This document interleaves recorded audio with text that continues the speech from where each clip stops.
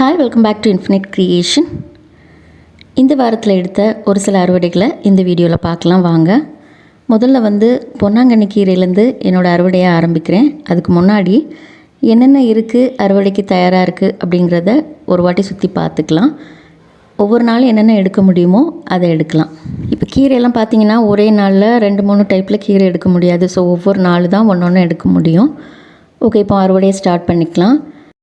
இந்த சிகப்பு பொன்னாங்கண்ணி கீரையை மழை சீசனுக்கு முன்னாடியே நான் நல்லா க்ராப் பண்ணி விட்டுருந்தேன். அதோட மேல் பகுதியை ரொம்ப கட்டையாக க்ராப் பண்ணி விட்டுருந்தேன். எதுக்காக அப்படின்னா அதில் பூக்கள் போட ஆரம்பித்தாச்சு. பூக்கள் போட்டாச்சு அப்படின்னா கீரை டேஸ்ட் குறைஞ்சிடும். அது மட்டும் இல்லை, கொஞ்சம் ஹார்டாக இருக்கும், சமைக்கிறதுக்கு நல்லா இருக்காது. ஸோ மேல் பகுதியெல்லாம் ஃபுல்லாக கட் பண்ணி விட்டுருந்தேன். அதுக்கப்புறமா பெஞ்ச அந்த மழையில் அது நல்லா தெளிர்த்து ஃபுல்லாக வளர்ந்துருக்கு. இது ரொம்பவே ஒரு சத்தான கீரை. அது மட்டும் இல்லை, டேஸ்ட்டும் ரொம்ப சூப்பராக இருக்கும். முருங்கைக்கீரை மாதிரியே நல்லா டேஸ்ட்டாக இருக்கும். ஸோ நான் தேவைக்கு ஏற்ற மாதிரி கீரை எடுத்திருக்கேன். அடுத்தால என்ன எடுக்க முடியும் அப்படின்னு பார்க்கலாம். இங்கே பார்த்தீங்கன்னா ஒரு கொத்து தக்காளி அப்படியே இருக்குது. இந்த ஒரு கொத்தை மட்டும் அப்படியே எடுத்துக்கலாம். ஸோ இதை விட்டாச்சுன்னா நாளைக்கெல்லாம் உதிர்ந்துடும். அதனால் இந்த ஒரு கொத்து மட்டும் நான் எடுக்கிறேன். பார்க்குறதுக்கு அவ்வளோ அழகாக இருக்குது.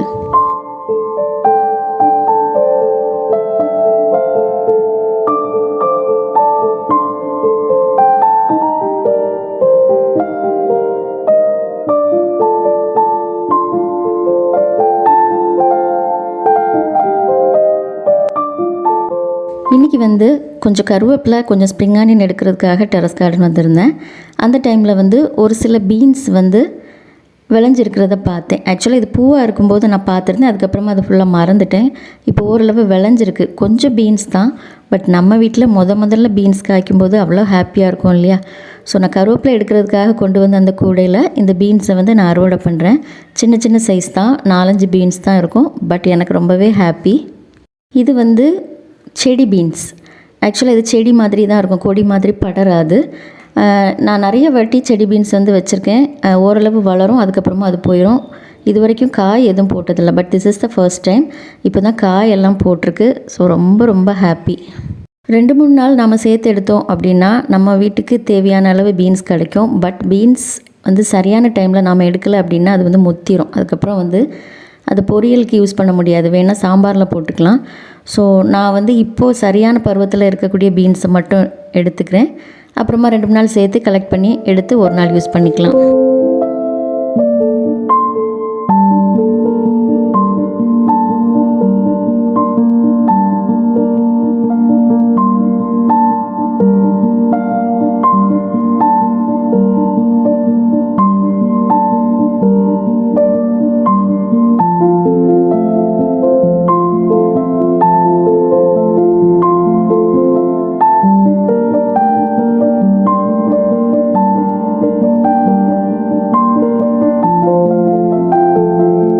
ஸ்ப்ரிங் ஆனியனில் பூக்கள் போட ஆரம்பித்தாச்சு.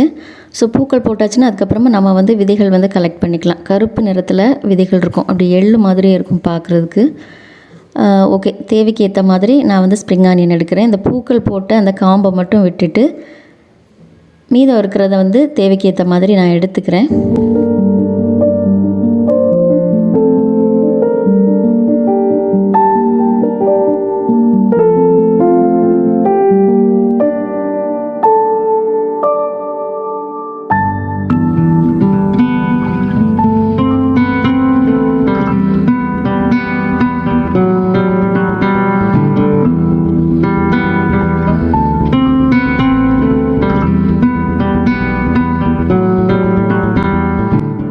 ஸ்ப்ரிங் ஆனியன் கட் பண்ணியாச்சு. அடுத்ததான் இந்த ரோவில் வரிசையாக என்ன கிடைக்கிது அப்படின்னு பார்க்கலாம். இங்கே தண்டு கீரை இருக்குது, பட் நான் இன்றைக்கி எடுக்கலை. நேற்று பொன்னாங்கண்ணி கீரை எடுத்தேன். அடுத்ததாக பார்த்திங்கன்னா முள்ளங்கி இருக்குது. முள்ளங்கி இலைகள் எல்லாம் வாட்டமாக இருக்குது. வெயில் அதிகமாக இருக்கிறதால அந்த செடி கொஞ்சம் வாடி இருக்குது. அது மட்டும் இல்லை, இந்த இலைகளில் இலை சுருட்டு பூச்சி தாக்குதல் இருக்குது. ஸோ அதனால் அது ரொம்ப ஃப்ரெஷ்ஷாக இல்லை. பட் கிழங்கு நல்லா இருக்குது. அதாவது முள்ளங்கி நல்லா இருக்குது. சின்ன சைஸ் தான். சாம்பாருக்கு யூஸ் பண்ணிக்கலாம். இது மாதிரி இன்னும் 1-2 நம்ம எடுத்தோம் அப்படின்னா சாம்பாருக்கு அழகாக யூஸ் பண்ணிக்கலாம். கிழங்கு இன்னும் வளரும். பட் நான் கொஞ்சம் சீக்கிரமாகவே எடுக்கிறேன். இங்கே ஒன்று இருக்குது. இதுவும் சின்ன சைஸாக தான் இருக்கும்னு நினைக்கிறேன்.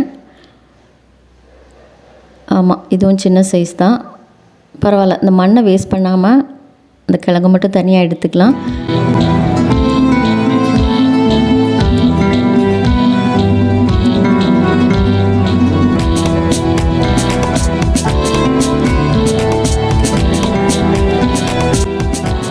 அடுத்ததாக இந்த ரோ ஃபுல்லாகவே தக்காளி தான். எல்லாமே ஆடிப்பட்டத்துக்கு விதை போட்டு வளர்த்த செடிகள். இந்த ஒன்றே ஒன்று மட்டும்தான் கொஞ்சம் முன்னாடியே உள்ளது, பழையது. இதில் நிறைய அறுவடை எடுத்துட்டேன். புது செடியில் வந்து இப்போ தான் காய்கள் போட ஆரம்பிச்சிருக்கு. ஸோ மேபி இன்னும் 2 வாரங்களில் மறுபடியும் தக்காளி அறுவடை எடுக்கலாம். இப்போது வந்து இந்த புது செடிகளில் 1-2 காய்கள் அங்கங்கே பழுத்திருக்கு, அதை மட்டும் எடுத்துக்கலாம். தக்காளி செடியை பொறுத்த வரைக்கும் நம்ம கண்டினியூஸாக விதைகள் போட்டு வளர்த்துட்டே இருந்தால் தான் தொடர்ந்து நம்ம தக்காளி பழங்கள் எடுக்க முடியும். என்னோடய தோட்டத்துலேருந்து எடுத்த பழங்கள் மூலமாக கிடைச்ச விதைகள் தான் நான் வந்து யூஸ் பண்ணியிருக்கேன். ஸோ ஒவ்வொன்றும் முளைக்க என்னென்ன க்ரோ பேக், எந்தெந்த கண்டெய்னர் வந்து ஃப்ரீயாக காலியாக இருக்கோ அதில் வந்து உடனே ஷிஃப்ட் பண்ணிடுவேன்.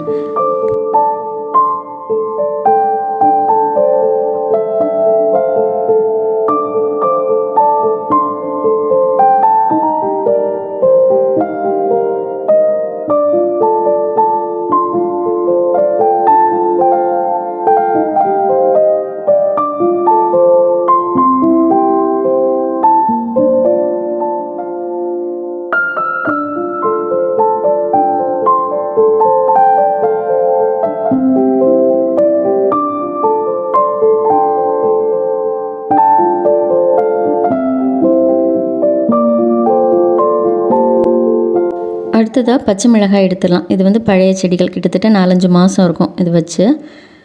இதில் வந்து காய்கள் கம்மியாக தான் இருக்கும். ஏன்னா நான் டெய்லி வந்து பச்சை மிளகாய் எடுப்பேன். இந்த பச்சை மிளகா ஒன்று, கருவேப்பிலை ஒன்று டெய்லி வந்து எடுத்துகிட்டு போகிற ஐட்டம். ஸோ தேவைக்கு ஏற்ற மாதிரி தான் எடுப்பேன். அதனால் 1-2 காய்கள் இருக்க வாய்ப்பு இருக்குது, எடுத்துக்கலாம். இந்த சைடில் வந்து 3 மண் தொட்டியில் இருக்குது. இது வந்து பழைய செடி. இப்போ புதுசாக ஆடிப்பட்டத்துக்கு போட்ட சில செடிகள் வந்து ஆப்போசிட் சைடில் மண் தொட்டியில் வச்சுருக்கேன். மண் தொட்டி, க்ரோ பேக் எல்லாத்துலேயுமே நான் வச்சுருக்கேன். ஸோ அதுலேயும் காய்கள் வந்து போட்டிருக்கு. பார்ப்போம் எவ்வளோ இருக்குதுன்னு தெரியல. இது எடுத்ததுக்கப்புறமா அதை பார்க்கலாம். சில நேரங்களில் பச்சை மிளகாய் வந்து பழுக்கிற வரைக்கும் அப்படியே விட்டுருப்பேன். அது வந்து எடுத்ததுக்கப்புறமா லைட்டாக காய வச்சுட்டு நான் வர மிளகாயை கூட நான் அதை யூஸ் பண்ணியிருக்கேன். இப்போ கூட அப்படி தான் யூஸ் பண்ணிகிட்ருக்கேன். ஸோ அந்த பக்கம் இருக்கிற பச்சை மிளகாய் எடுக்கிறதுக்கு முன்னாடி இங்கே ஒரே ஒரு வெண்டைக்காய் இருக்குது, அதை எடுத்துடலாம். வெண்டைக்காய் வந்து இந்த முறை வந்து அறுவடை ரொம்ப குறைவு. பச்சை வெண்டைக்காயும் அப்படி தான், இந்த சிகப்பு வெண்டைக்காயும் அப்படி தான், ஒன்று தான் இருக்குது.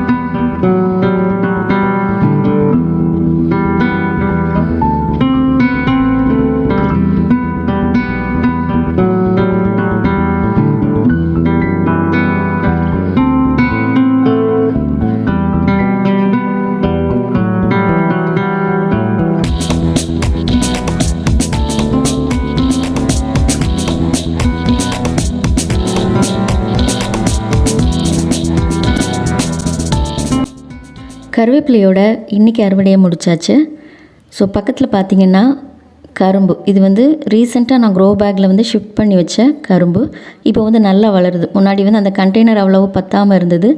இந்த க்ரோ பேக்கில் வந்து மண் கொஞ்சம் அதிகமாக இருக்குது. ஸோ கரும்பு வந்து நல்லா செழிப்பாக வளருது. அது மட்டும் இல்லை, புது தளிர்கள் நிறைய வந்திருக்கு.